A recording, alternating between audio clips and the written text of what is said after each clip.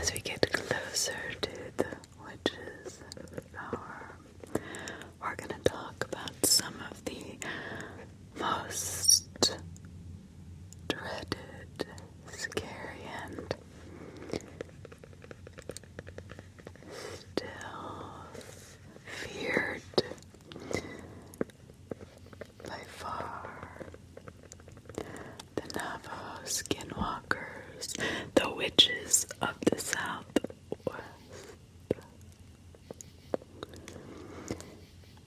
In the Navajo culture, a skinwalker is a harmful witch, or a certain type of one who has the ability to turn into, possess, or disguise themselves as an animal. The wind, somebody you might know, even yourself, in the mirror, behind you, the whisper in the wind.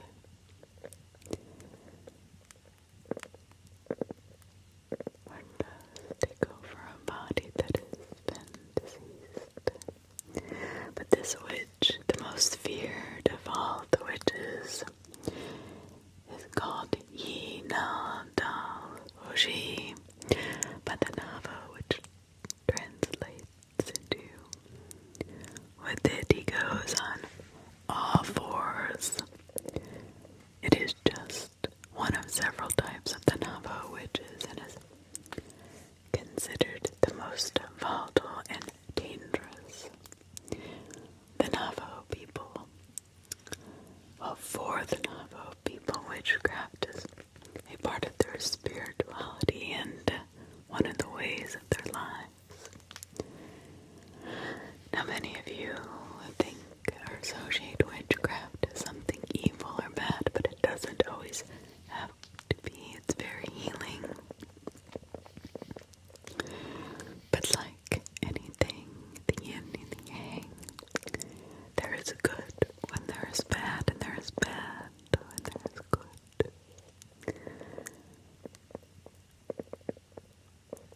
One of the ways of the Navajo's lives is the understanding of what to look for, that witches exist alongside humans and are not supernaturals.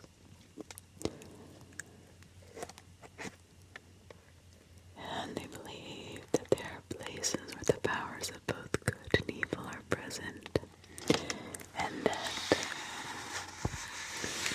those powers of both good and evil are present and can be harnessed for either, just like witchcraft.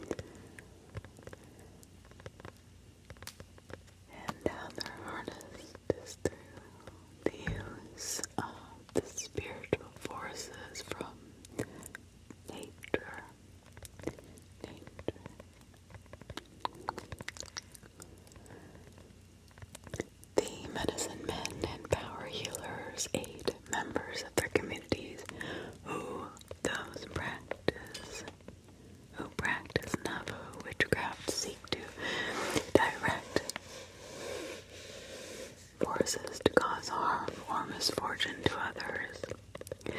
Now this type of Navajo witchcraft is known as the witchery way, which uses human corpses in various ways, such as tools from the bones and concoctions that are used to curse, harm, or kill intended victims. Now the knowledge of these powers is passed down from the elders through generations. Navajo are part of a larger culture area that also includes the Pueblo, Apache, Hope, and Ute, and other groups that also have their own version of the Skinwalker. But remember, each one will include an evil, malevolent, sinister witch with powers that allows it to completely change itself into any creature it would like. It will follow you. It will crouch down as you drive. It will stalk you from behind in the middle of the desert. But it will find you if it knows the energy that you bear, and its sights are set on you. Be promised one thing, that you will be doomed to whatever it has in store for you. So along the years and centuries, and among these tribes, stories and descriptions and outlines of what these creatures look like have been told throughout the years among the Skinwalkers, about the Skinwalkers among each tribe. So sometimes these witches evolve from living their lives as respected healers or spiritual guides who later choose to use their powers for evil. And nobody really knows why they decide to change. Maybe something happens. But it can be either male or female, it doesn't matter. And they will walk freely among the tribe during the day and secretly transform under the cover of night. So how do you become a Skinwalker if you're a witch? Well, see, there's a secret society that must initiate you and requires evil deeds. The killing of a close family member is one. Most often a sibling. This is just the initiation. After this task has been completed, the individual then acquires supernatural powers, which gives them the ability to shift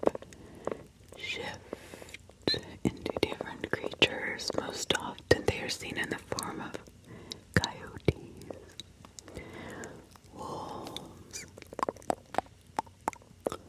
foxes, cougars, dogs, bears, creatures of the night, some of them with unexplainable abilities and powers and descriptions.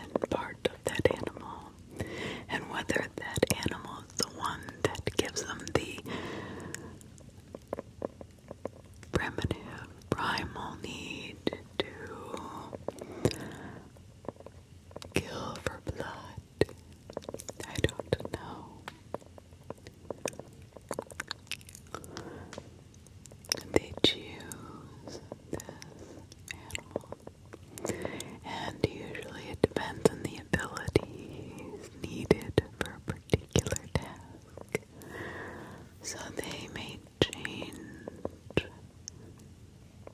different animals if they're accepted by them. They may need them for abilities such as strength, stealth, claws, the size and sharpness of their teeth, their endurance, their strength, their power, their speed, their form, their color of their fur. They may also transform again if trying to escape from pursuers, so they are easily interchangeable if they are accepted by a few. Not all of them have such brilliant powers, but over the course of time, there have been some pretty powerful skinwalkers. I think a big myth is that people think skinwalkers are supernatural, but they are not. They are medicine men and women that have been given supernatural powers, but they are very real. They are very human indeed. And because of this, the Navajo consider it taboo for its members to wear the pelt of any predatory animal,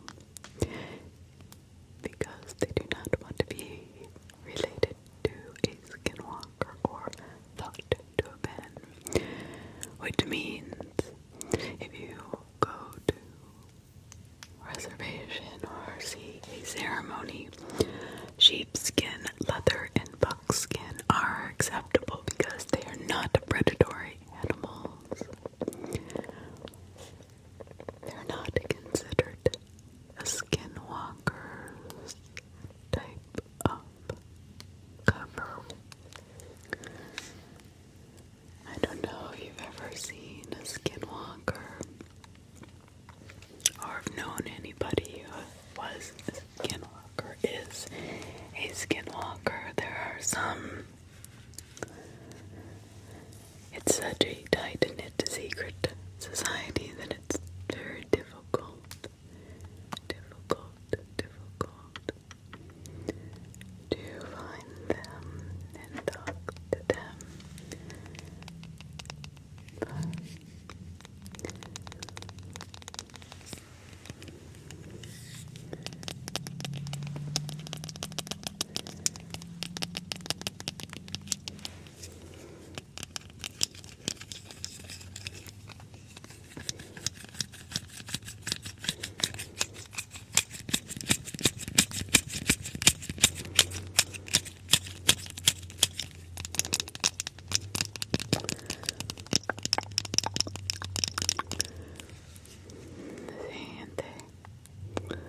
Are also known to take possession of the bodies of human victims.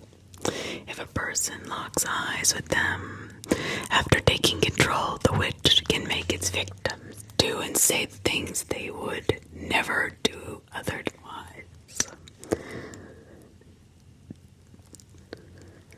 But once they shifts one way that others could tell they were not a real animal, is that their eyes are very different than those of the animal.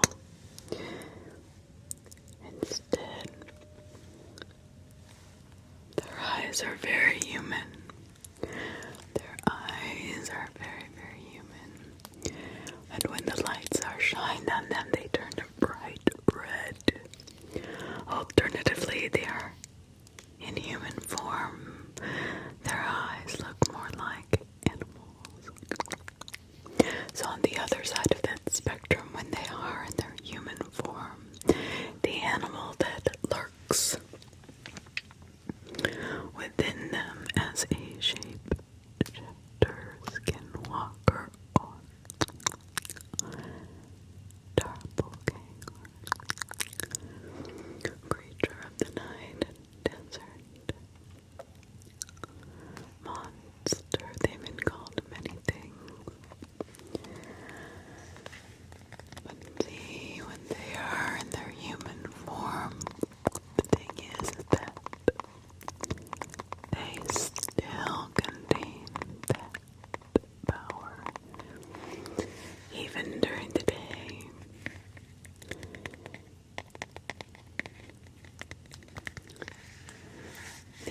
society of the witches gather in dark caves or secluded places for several purposes. To initiate their new members, plot their activities,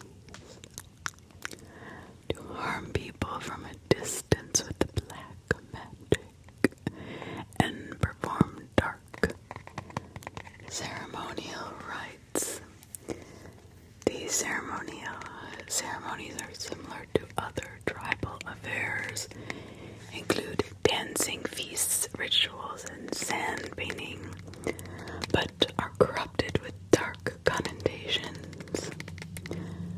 I guess you would compare it very similar to the Satan's rituals. The evildoers are also said to engage in necrophilia with female corpses, commit cannibalism, incest, and grave robberies. During these gatherings, as skinwalkers shape-shift into their animal forms to go about naked, wearing only beaded jewelry and ceremonial paints. The leader of the skinwalkers is usually an old man who is very powerful and lived a long time as a skinwalker. Skinwalkers also have powers including reading others' minds. They will read your minds, your thoughts, your behaviors, your decisions, your desires. They will steal them from you. They will take them. They will see right through you. And if you cross their path and they feel like you are a threat to you or them, they can cause disease, illness. They can destroy your home, your car, your body, and even cause death or insanity. So think of all the people that have had encounters with these beings, these skinwalkers, these night walkers, the desert monsters, the doppelgangers, whatever you want, shapeshifters, whatever you'd like to call them. They have many names. They seem to describe a number of ways to know if a skinwalker is near or has invaded your life. They make sounds around homes. They will be knocking on windows,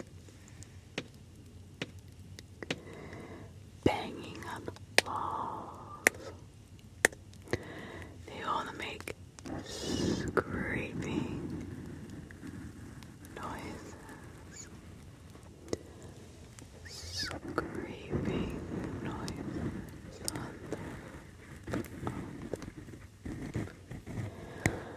on the roof of your car.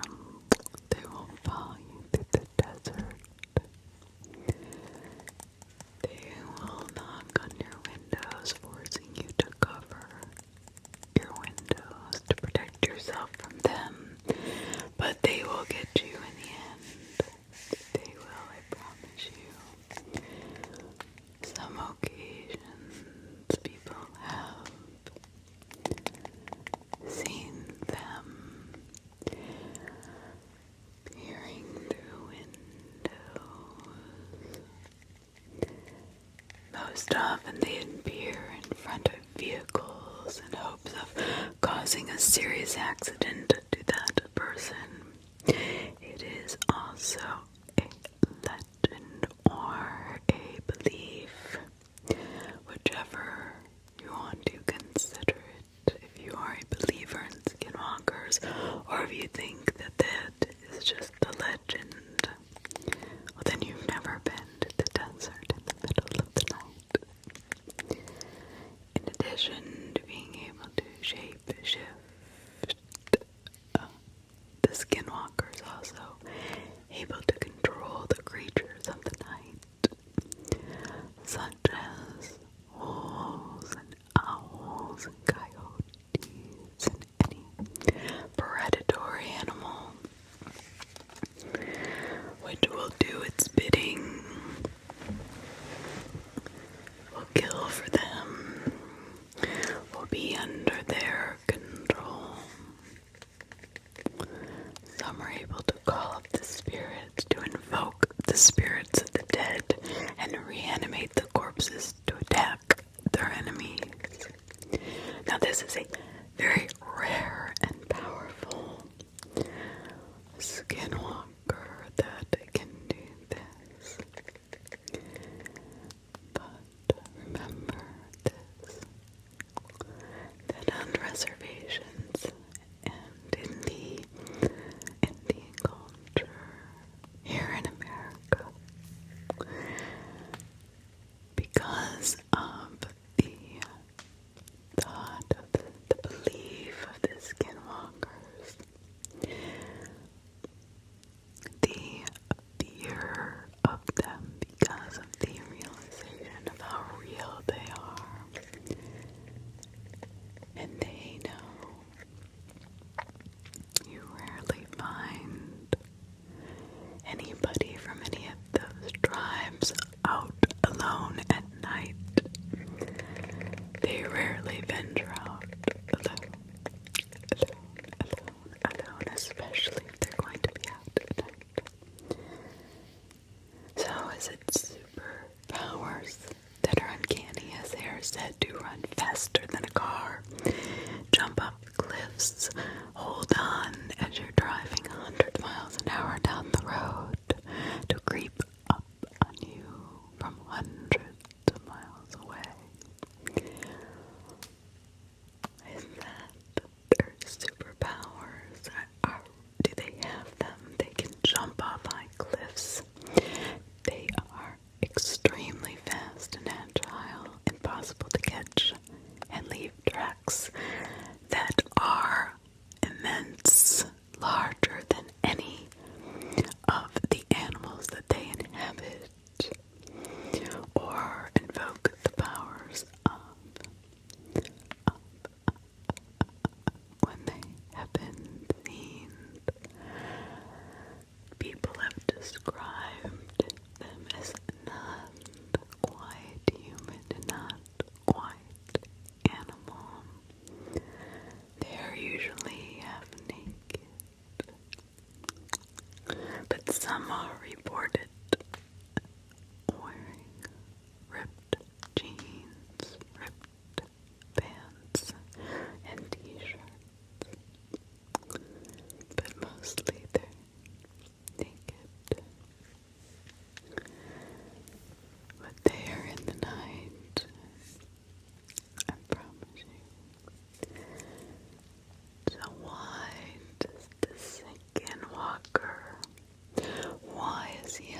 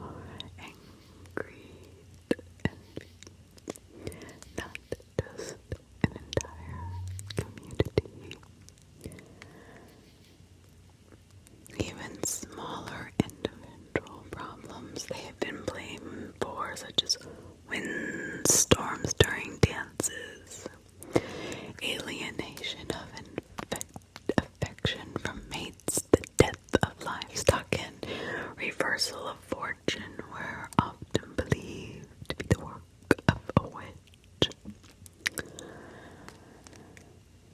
Well, I don't know about that, if you ask me, but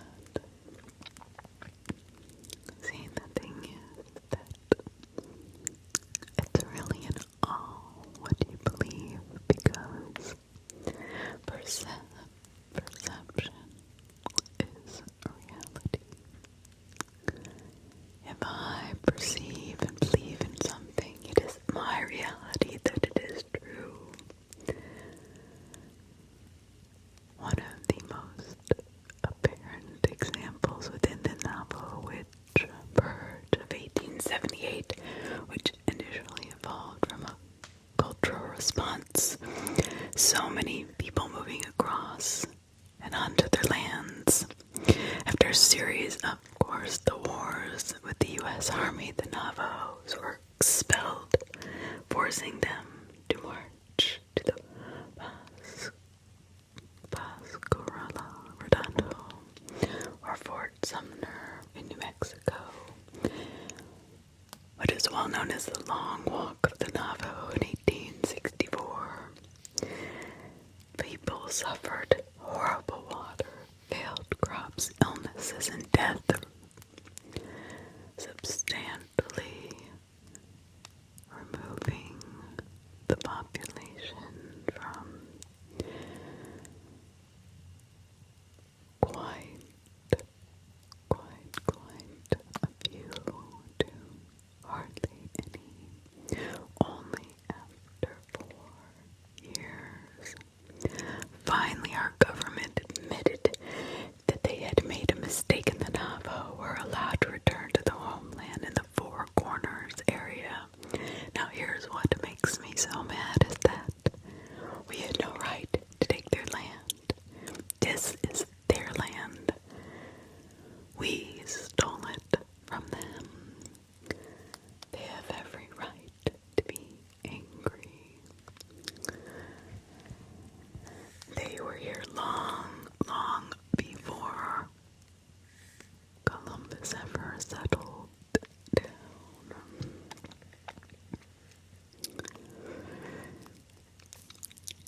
So, although I must admit, the more we destroy our world and the less they destroy theirs, their world remains beautiful in nature, although there are other problems, poverty, and just a lot of drugs in Mexico, but that's for a different day. I could go on about this because it burns me up, it breaks my heart. During these horrible years, many of the tribe's members were said to have turned to shape-shifting to escape the terrible conditions that they were forced into by the U.S. Army. In the meantime, the rest of the tribe were convinced that their gods had deserted them. Once the people had returned to their homeland, their conditions improved, but the dreaded Skinwalkers, for whom they blamed their years on the bleak reservation, were still among them. Accusations of witchcraft and the hunting of the Skinwalkers began when someone found a collection of witchcraft artifacts wrapped in a copy of a treaty of 1860. The tribal members unleashed deadly consequences. The, quote, Navajo witch purge, end quote, occurred in 1878. 40 Navajos suspected witchcraft witches were killed in order to restore harmony and balance for the tribe. Today, the tales of sighting of these witches do not include death or injury, but rather are more trickster-like.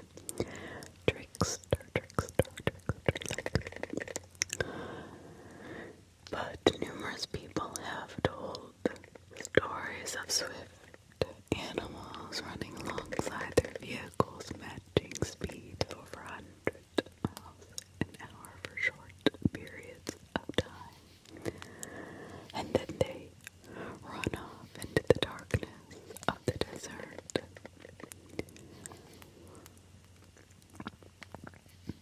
In some accounts, these animals will shape-shift into human form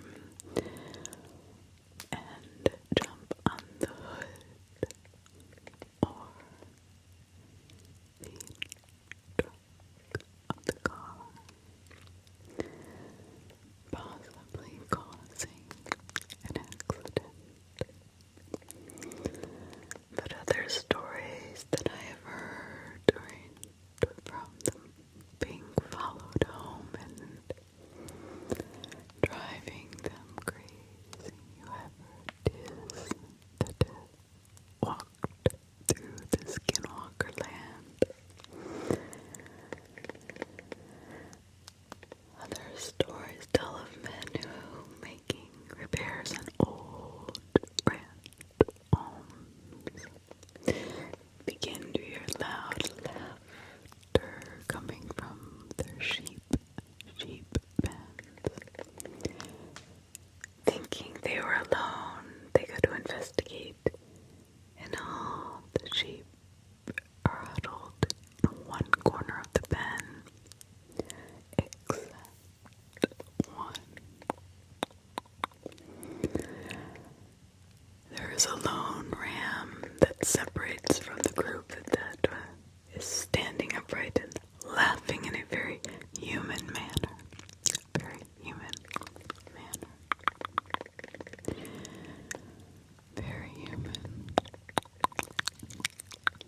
After the man locks eyes with the ram, he sees his eyes are not that of an animal, but are very like his very own human eyes. The animal then casually walks away on all four legs into the night. People have said they see them running off into the night, through the night. Some say they see them turning into streaks of color, light, fiery balls of fire. Others have seen angry humanoid figures looking down on them from cliffs, mountains, and mesas. These are very, very common as you travel out west. In the 80s, one of the most eventful skinwalking occurrences happened when a family driving through the Navajo reservation, they slowed to make a sharp curve, and then something jumped from the ditch that was next to the car. It is described as a black hairy animal that wore a shirt and pants. A few days after this event, at their home in Flagstaff, Arizona, the family was awoken to the sound of loud drumming and chanting. Outside their home, and there were three dark forms of men outside their pens. But however, these shadowy creatures were seemingly unable to climb the fence and soon left. Now, were they unable to climb the fence, or did they just not want to, and they wanted to scare them? Wanted to remind the people that the Skinwalkers are still out there and they're very real. These events occur in Four Corners area of southwest Colorado, southeast Utah, northeast Arizona, and northwest Mexico. In the 1990s, there was a ranch in northeast Utah, far away from the Navajo reservation, and it became an interesting focus for the Skinwalkers. It was called the Sherman Ranch, or as we know it as the Skinwalker Ranch. You can watch Skinwalker Ranch on TV on Netflix, and I'll tell you what, it is very interesting if you want to see some real occurrences and things that they have found out there. So the history of the ranch is that it is a UFO ranch, and it has a thick history of UFO sightings, aliens, cattle mutilations, crop circles, wells that have nuclear waste just coming up from it out of nowhere, to the point of where it has killed people that have lived on the farm, caretakers. So this is located near the Ute Indian Reservation. These people have long thought that the Navajo put a curse on their tribe and retribution for many perceived transgressions, and since then the Skinwalkers have plagued the Ute people. Well, I don't know about that, but I do know that the witchcraft does resent the antithesis of the Navajo culture values, and it's not tolerated. They work very, very hard to avoid it as a stigma, prevent it as happening, and cure it in their daily behaviors as if it were a disease. However, when it exists, their laws have always said that when a person becomes a witch, they have forfeited their humanity and their right to exist, so they should be killed. However, Skinwalkers are notoriously hard to kill, and many attempts are mostly unsuccessful. Trying to kill one will often result in the witch seeking revenge instead of dying. That is not something that you want to bring upon your family or yourself. If a killing is successful in any way, this usually requires the assistance of a powerful shaman who knows the spells and rituals that can turn the Skinwalker's evil back upon itself, thus making it a danger to itself and nobody else. But let's think about that. If a shaman is doing spells and rituals, then that is considered in many cultures witchcraft, right? So how close is a shaman to a Skinwalker?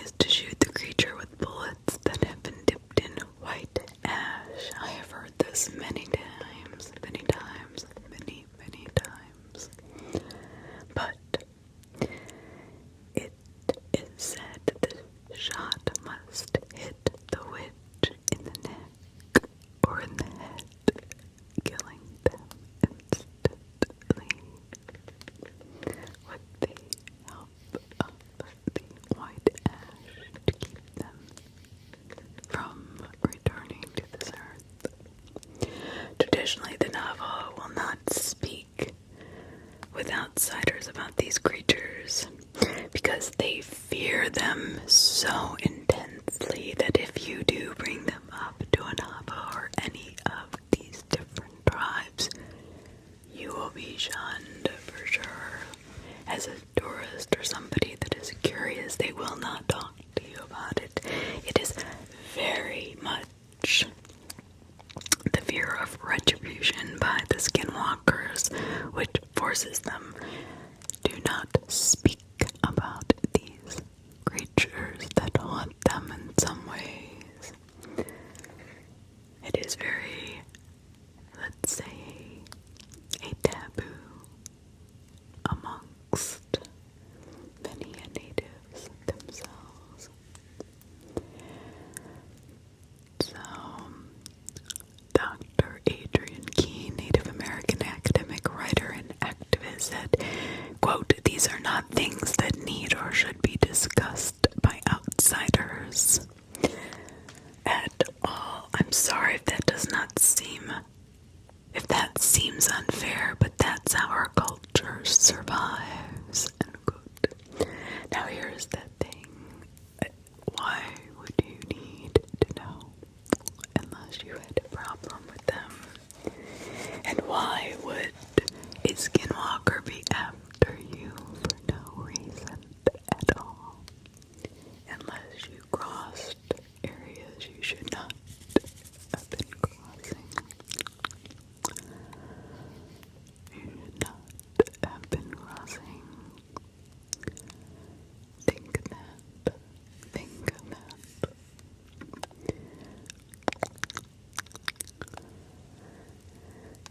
There's been many, many, many stories and accounts of Skinwalkers. Thousands of them. So what is it about Skinwalker Ranch? Well, I was watching this Netflix,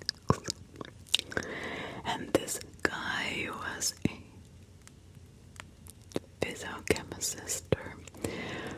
He was one of the people who was researching the reason behind all of the strange occurrences that were happening at the ranch. And he opened a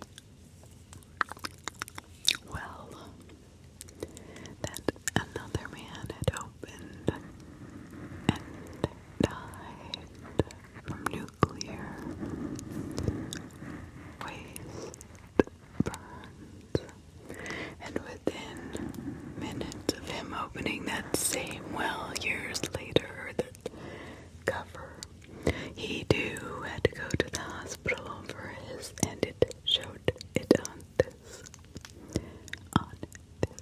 show that he had toxic waste burns all down the side of his face and his skin. It was no joke. He did not feel well. He felt nauseous and sick. So then they took an aerial view picture of the ranch itself, and what they did see is a faint outline of a huge oval object, saucer-like, that was metal deep in the ground. And I'm curious to know if I haven't continued watching the series, but I'm curious to know if they ever dug that up. They were going to dig that up the last episode, I think.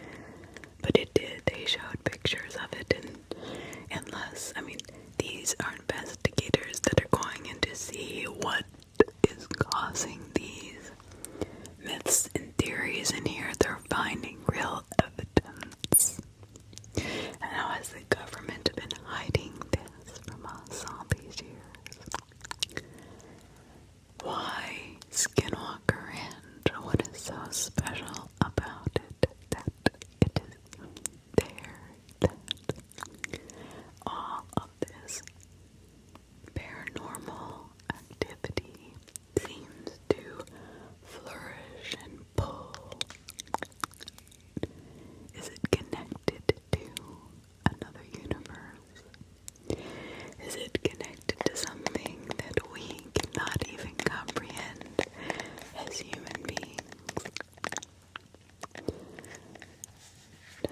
I said in one video a little bit, a couple weeks ago, that back in 1968 that we actually had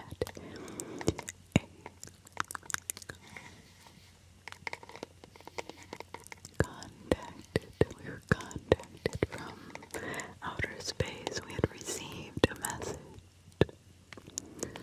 but only once. But really, if you would travel that far to get to another galaxy far away and had to send a message, it would take hundreds of years to get here anyway. So, I guess we will not know unless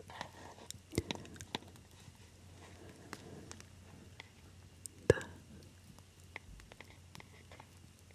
closer they become closer to us, or a closer galaxy that is similar to ours reaches out to us. But whoever reached out many years ago will not probably be able to contact us again, even if they sent out a message right after that one for another couple hundred years.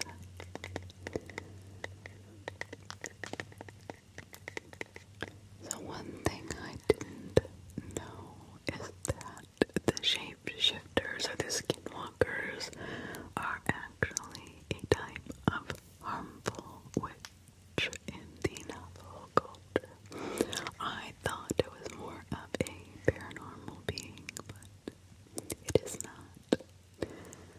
So when I read this, I thought that that was very interesting. Very, very interesting.